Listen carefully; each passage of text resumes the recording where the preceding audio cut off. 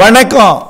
செல்வகுமாரின் தமிழர்கள் வாழக்கூடிய உலக நாடுகளுக்கான சர்வதேச வானிலை ஆய்வறிக்கை 2025 மார்ச் 4 செவ்வாய்க்கிழமை இந்திய நேரப்படி அதிகாலை 4 மணிக்கு பதிவு செய்யப்படும் ஆய்வறிக்கை. முதலிலே அமெரிக்காவை பார்ப்போம். அமெரிக்காவிலே ஒட்டுமொத்த மாகாணங்களுக்கும் காற்று சுழற்சி மழை ஆங்காங்கே தீவிரமடைந்து காணப்படுகிறது.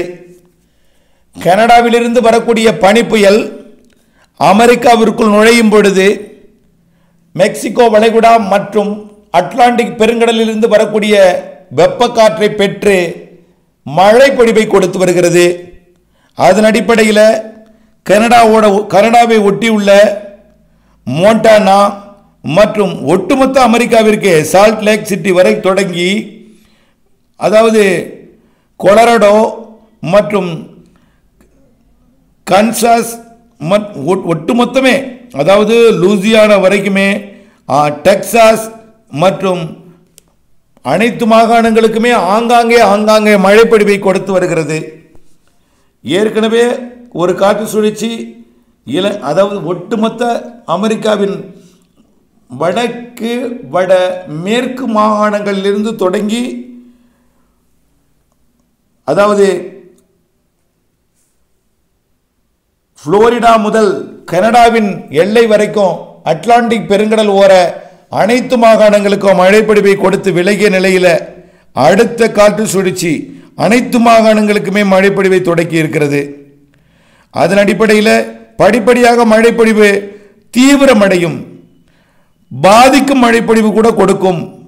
அதாவது மெக்சிகோ வளைகுடாவை ஒட்டியுள்ள வடக்கு பகுதி அதாவது லூசியானா லேக் சார்லஸ் பகுதி தொடங்கி லிட்டில் ராக் மற்றும் அதற்கு வடக்கே இருக்கக்கூடிய எல்லா பகுதிகளுக்குமே நிறைய மழைப்பொழிவை கொடுக்கும். மிசௌரி மாகாணத்திற்கு வடக்கே இருக்கக்கூடிய ஐவா மற்றும் விஸ்கான்சின் போன்ற பகுதிகளுக்கும் மழைப்பொழிவை கொடுக்கும். இண்டியானா அதனைத் தொடர்ந்து படிப்படியாக வரக்கூடிய நாட்களிலே மழைப்பொழிவுகள் எல்லா மாகாணங்களுக்குமே ஒரு பாதிக்கும் மழைப்பொழிவை கொடுப்பதாகவே தெரிகிறது. விரைவிலே ஒரு மழை பாதிப்பு குறித்த தகவல் வெளிவரலாம் என்று எதிர்பார்க்கப்படுகிறது. ஆனால் 2 நாளில் தான் 4ஆம் தேதி இன்று தொடங்கி 6ஆம் தேதிக்குள் நிறைய இடங்களில் ஒரு பாதிக்கும் மழைப்பொழிவை கொடுக்கலாம். இறுதியில் 6ஆம் தேதி அதாவது டம்பா அதாவது புளோரிடா மாகாணத்தோட மியாமி தொடங்கி ஒட்டுமொத்த கடலோரம் மழைப்பொழிவை கொடுக்கும். அதாவது 6ஆம் தேதி வாக்கில் வாஷிங்டன், நியூயார்க், கனடாவோட ஒட்டாவா மற்றும் டொரண்டோ உட்பட மழைப்பொழிவை கொடுக்கும். ஆக ஒட்டுமொத்த அமெரிக்காவிற்கு மழைப்பொழிவை கொடுக்க தொடங்கக்கூடிய இந்த காற்று சுழற்சி மேற்கு வடமேற்கு மாகாணங்களில் குறைவான மழையையும் மத்திய மாகாணங்களுக்கு சற்று அதிகரித்தும் படிப்படியாக தெற்கு தென்மேற்கு தெற்கு தென்கிழக்கு கிழக்கு மாகாணங்கள் அதாவது தலைநகர் வாஷிங்டன், நியூயார்க், ஒட்டுமொத்த புளோரிடா தொடங்கி கனடா எல்லை வரைக்கும் கடலோர மாகாணங்கள் எல்லாமே நிறைய மழைப்பொழிவை கொடுப்பதற்கு சாதகம் தெரிகிறது வரக்கூடிய 3 நாட்களிலே. அடுத்தபடியாக தென் அமெரிக்க நாடுகளை பார்ப்போம். தென் அமெரிக்க நாடுகளை பொறுத்த வரைக்கும் தொடர்ந்து மழை தாங்க. தென் அமெரிக்காவில் நிறைய இடங்களில் பாதிக்கும் மழையாக கூட பொழிந்து கொண்டிருக்கு. சீரான மழை பொழிந்தால் 1 நாள் 2 நாள் 3 நாள் பொழிந்தால் எந்தவித பாதிப்பும் தராது. மாத கணக்கில் மழை பொழிந்தால் என்ன ஆகும்? வழக்கத்திற்கு அதிகமான இந்த ஆண்டு தென் அமெரிக்க நாடுகளில் வடக்கு பகுதி தென் அமெரிக்க நாடுகளோட வடக்கு பகுதியில் நிறைய மழை பொழிவு.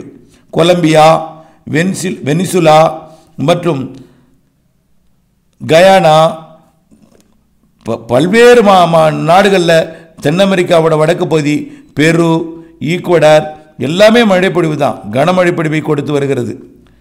ஆக இந்த நிலையில் தொடரும் மழைப்பொழிவிற்கு தென் அமெரிக்காவோட வடக்கு பகுதியில் உள்ள நாடுகளுக்கு முடிவு தெரியவில்லை. பெரும்பாலும் தென் அமெரிக்கா முழுவதுமே மழை தான். அதாவது அர்ஜென்டினா தொடங்கி கொலம்பியா வரைக்கும் மழை தான். ஆக இந்த மழை பாதிக்கும் மழையாக மாறத் தொடங்கி இருக்கிறது ஒட்டுமொத்தமாக. இதிலிருந்து என்ன தெரியுதுன்னா, கோடை மழை அதிகமாக இருக்கும் என்பதை தெரிவிக்கிறேன். ஆப்பிரிக்காவிலே அதே போல தான். ஏற்கனவே ஆப்பிரிக்கா நாடுகளாகிய மொரீசியஸ் மற்றும் ரீயூனியனை புயல் தாக்கியது. ரீயூனியனை 200 கிலோமீட்டர் 195 கிலோமீட்டர் வேகம் கொண்ட ஒரு புயல் தாக்கி வெள்ள பாதிப்பை ஏற்படுத்தி ஒட்டுமொத்தமாக சேதப்படுத்தியது அந்த ரீயூனியன். பிரெஞ்சு கட்டுப்பாட்டில் கூடிய ரீயூனியன் ஒட்டுமொத்தம். மடகாஸ்கரை பார்த்தீங்கன்னா வெளியே பேச முடியாத அளவிற்கு அவர்கள் வாயடைத்து போயிருக்கக்கூடிய அளவிற்கு மழை, தொடர்ந்து மெல்ல நகருடைய காற்று சுழற்சிகள். ஏற்கனவே இப்போதான் ஒரு புயலிருந்து விடுபட்டு இருக்கு. இப்போ நிலநடுக்கோட்டை ஒட்டி நிலநடுக்கோட்டை இந்திய பெருங்கடலில், அதாவது மாலத்தீவினுடைய தெற்கு பகுதியில் உருவாகி இருக்கக்கூடிய ஒரு காற்று சுழற்சி படிப்படியாக தீவிரமடைந்து புயலாக மாறி வரக்கூடிய 8ஆம் தேதி 9ஆம் தேதி வாக்கில் அது போய் மடகாஸ்கரை தாக்கும் என்று எதிர்பார்க்கப்படுகிறது. பிறகு அது அப்படியே தொடர்ந்து மடகாஸ்கரில் இருந்து விடைபெற்று மொசாம்பிக் போய் தாக்கும். ஆக ஒட்டுமொத்த ஆப்பிரிக்காவோட தெற்கு பகுதிக்கு மழை காலமும் ஆப்பிரிக்காவோட மத்திய பகுதிகளுக்கு தற்பொழுது கோடை காலத்தோட முடிவு மழைக்காலமும் தொடங்கி கொண்டிருக்கு. கோடை மழையும் பொழிந்து கொண்டிருக்கு. அதாவது உகாண்டாவிற்கு தெற்கே நல்ல மழை பொழிவை கொடுத்து வருகிறது.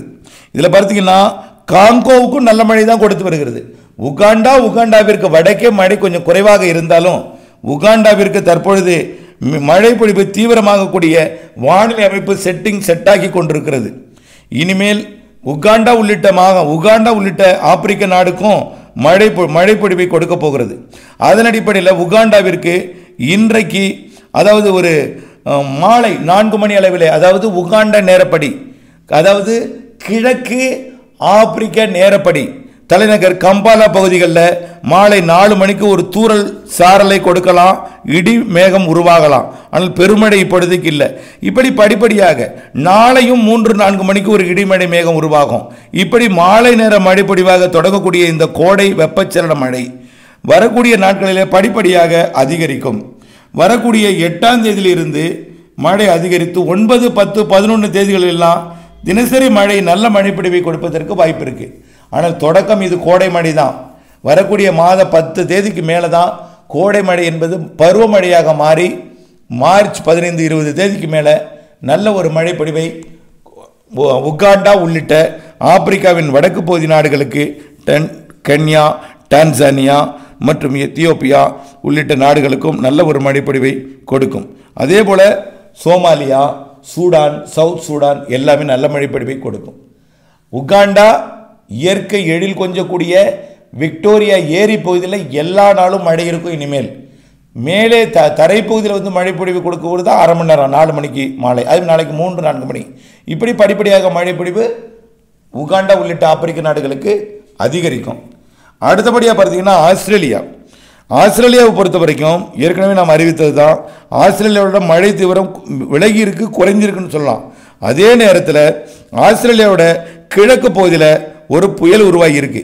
அந்த புயலானது, அதாவது பிரிஸ்பேன் அருகே நீடித்து கொண்டிருக்கூடிய அந்த புயல் சிட்னி மற்றும் கான்பரே பகுதி வழியாக மெல்போர்ன் வழியாக இது கரை கடந்து மழைப்பொழிவை கொடுக்க போகிறது. கரை கடக்கும் பொழுது செயலிழந்துடும். அதாவது காப்ஸ் ஹார்பர் வழியாக நுழையக்கூடிய இந்த புயல் பிரிஸ்பேன் மற்றும் காப்ஸ் ஹார்பருக்கு ஒரு காற்றுடன் கூடிய மழைப்பொழிவை கொடுத்துவிட்டு, அதாவது வரக்கூடிய 7ஆம் தேதி 6ஆம் தேதிக்கு மேலே 6 தேதியிலிருந்து மழைப்பொழிவை கொடுக்கும். அதாவது பிரிஸ்பேனில் தான் அது கரை கடக்கும். 5ஆம் தேதி கரையை நெருங்கும். பிரிஸ்பேனில் 5ஆம் தேதி கரையை நெருங்கி 6ஆம் தேதி கரை கடந்து 7ஆம் தேதி வாக்கிலே அது காப்ஸ் ஹார்பர் வழியாக தொடர்ந்து அது தெற்கு நோக்கி சிட்னி மற்றும் கான்பெரா வழியாக மெல்போர்னுக்கு 10ஆம் தேதி அடைந்து அது அப்படியே டாஸ்மேனியா வழியாக அது அண்டார்டிகா பகுதியை நோக்கி விலகி செல்லும். ஆஸ்திரேலியாவிற்கு இந்த மழை தான் தற்பொழுது அச்சுறுத்தல் மழை. இந்த மழை கொடுக்கும் பொழுது வடக்கு மாகாணங்களில் கொஞ்சம் மழைப்பொழிவை கொடுக்கும். இப்படி இந்த புயல் இங்கே நகரும் பொழுது காற்றோட நுழைவு, காற்று குவிதல் என்பது ஒட்டுமொத்த ஆப்பிரிக்காவோட வடக்கு மாகாணங்கள் எல்லா மாகாணங்களுக்குமே, வடக்கு கரையோர மாகாணங்கள் எல்லா மாகாணங்களுக்குமே மழைப்பொழிவை கொடுக்கும். அடுத்தபடியாக பார்த்துக்கிட்டா Indonesia, Java, Sumatra, Singapore, Malaysia, Thailand காற்று சுழற்சிகள் இனிமேல் அங்கிருந்து தான் தமிழ்நாட்டின் நிலப்பகுதிக்கு மழைப்பிடிப்பை கொடுக்க, கோடை மழைப்பிடிப்பை கொடுக்க வரப்போகிறது. இலங்கைக்கும் கோடை மழைப்பிடிவை கொடுக்க வரப்போகிறது. ஆகவே இனிமேல் காற்று சுழற்சி மழைப்பிடிவு இந்தோனேஷியா, அது இந்தோனேஷியாவோட ஜாவா, சுமத்ரா உட்பட சிங்கப்பூர், மலேசியா மற்றும் தாய்லாந்து உட்பட புருனே, பிலிப்பைன்ஸுக்கெல்லாம் கோடை மழையை அதிகரிக்க செய்யும்.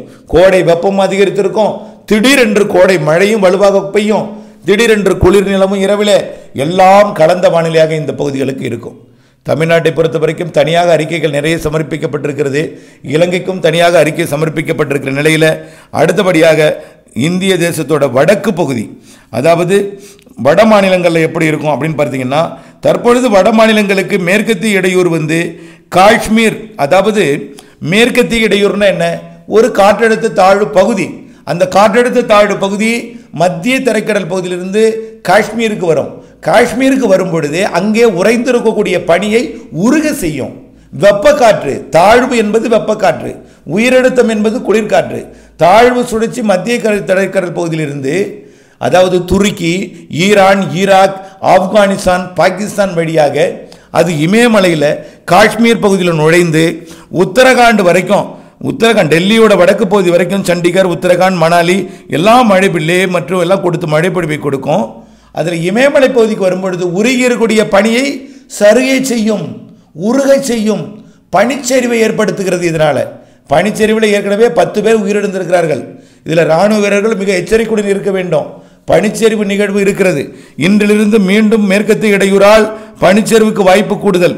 2 நாட்களுக்கு பனிச்சரிவு வாய்ப்பு இருக்கிறது. ஆகவே இமயமலையில் பனிச்சரிவை கொடுக்கக்கூடிய மேற்கத்திய இடையூறு மழைப்பொழிவை கொடுத்தாலும் பனிச்சரிவையும் கொடுக்கும். அடுத்த மேற்கத்திய இடையூறு எப்போ வரப்போகுதுன்னு பார்த்தீங்கன்னா, வரக்கூடிய 10ஆம் தேதி வரப்போகிறது அடுத்த மேற்கத்திய இடையூறு. ஆக 4, 5, 6 தேதிகளில் ஒரு மேற்கத்திய இடையூறு, 10, 11, 12, 13 தேதிகளில் ஒரு மேற்கத்திய இடையூறு அதாவது இமயமலையில் காஷ்மீர் மற்றும் அதனை ஒட்டியுள்ள மாநிலங்களுக்கு பனிச்சரிவை ஏற்படுத்தும், மழைப்பொழிவை ஏற்படுத்தும். இந்த மேற்கத்திய இடையூறு வழக்கமாக, அதாவது ஈரான் வழியாகத்தான் எப்பொழுதுமே வரும். ஆனால் வரக்கூடிய நாட்களில் கொஞ்சம் தெற்கே இறங்கி வரும் என்று எதிர்பார்க்கப்படுகிறது. இந்த 10ஆம் தேதி வரக்கூடிய மேற்கத்திய இடையூறு 5ஆம் தேதி வாக்கில், அதாவது நாளையிலிருந்து சவுதி அரேபியாவோட வடக்கு பகுதி வழியாக, ஈரான், ஈராக்கோட தெற்கு பகுதி வழியாக, சிரியா மற்றும் ஜோர்டான் வழியாக, யுனைடெட் அரபு எமிரேட், UAE, கத்தார், மனாமா வழியாக வரும் என்று எதிர்பார்க்கப்படுகிறது. பெரிய அளவிலே கொட்டி தீர்த்து பாதிக்க மழைப்பொழிவை கொடுக்கலன்னா, அரபு நாடுகளுக்கு இந்த பனிப்பொழிவு காலத்தில் ஒரு மழைப்பொழிவு என்பது வழக்கத்திற்கு மாறாக இருக்கும். ஆகவே சவுதி அரேபியாவோட வடக்கு பகுதி, குவைத் சிட்டியை ஒட்டியுள்ள பகுதி, அதாவது ரியாத் உட்பட, அதே போல மெக்கா, மதினா உட்பட இந்த மழைப்பொழிவு கொடுக்கலாம். வடக்கு சவுதி அரேபியா மற்றும் ஓமன் வளைகுடாவை ஒட்டிய, கத்தாரை ஒட்டிய, குவைத் சிட்டியை ஒட்டிய சவுதி அரேபியாவிற்கு மழைப்பொழிவை கொடுக்கலாம். மேலும் வரக்கூடிய மார்ச் மாதம், ஏப்ரல் மாதங்களில் சவுதி அரேபியா உள்ளிட்ட அரபு நாடுகளுக்கு மழைப்பொழிவை கொடுக்கக்கூடிய காற்று சுழற்சி மேற்கத்திய இடையூறு வரும் என்று எதிர்பார்க்கப்படுகிறது. அதே போல் ஐரோப்பிய கண்டத்தை பார்த்தீங்கன்னா, தற்பொழுது அதாவது அமெரிக்காவிலிருந்து வரக்கூடிய, அதாவது கனடாவிலிருந்து வரக்கூடிய காற்று சுழற்சி பனிப்புயல் தொடர்ந்து அது கனடாவிற்கு பனிப்புயலை கொடுத்து விட்டு அமெரிக்கா வரும்போது மழைப்பொழிவை கொடுத்து அட்லாண்டிக் பெருங்கடலில் இறங்கி அது அப்படியே எங்கே வரும்னா கிரீன்லாந்து நோக்கி வரும். அது யுனைடெட் கிங்டம் வரும்பொழுது மழைப்பொழிவை கொடுக்கும். இப்பொழுது யூகேவிற்கு மழைப்பொழிவை கொடுத்து கொண்டிருக்கிறது. யூகே மட்டும் இல்லை, அயர்லாந்துக்கும் மீண்டும் ஒரு மழைப்பொழிவை கொடுக்கக்கூடிய ஒரு காற்று சுழற்சி வரக்கூடிய 8, 9, 10 தேதிகளில் மழைப்பொழிவை கொடுக்கும் என்று எதிர்பார்க்கப்படுகிறது. இப்படி ஐரோப்பிய நாடுகளுக்கும் பிரான்ஸ் உள்ளிட்ட நாடுகளுக்கும் மழைப்பொழிவை கொடுக்கக்கூடிய நிகழ்வு குறிப்பாக மத்திய தரைக்கடல் பகுதியை ஒட்டியுள்ள கிரீஸ் மற்றும் இத்தாலி வழியாக நிகழ்வுகள் அது இமயமலை நோக்கி வரும் என்பதனால மழைப்பொழிவுகள் மத்திய தரைக்கடல் நாடுகளுக்கு கோடை மழைப்பொழிவு வலுவாக இருக்கிறது என்பதை தெரியப்படுத்த விரும்புகிறேன். தொடர்ந்து அப்டேட்ஸுடன் இணைந்திருங்கள். வானிலை அறிந்து பணி செய்திடுங்கள். நன்றி.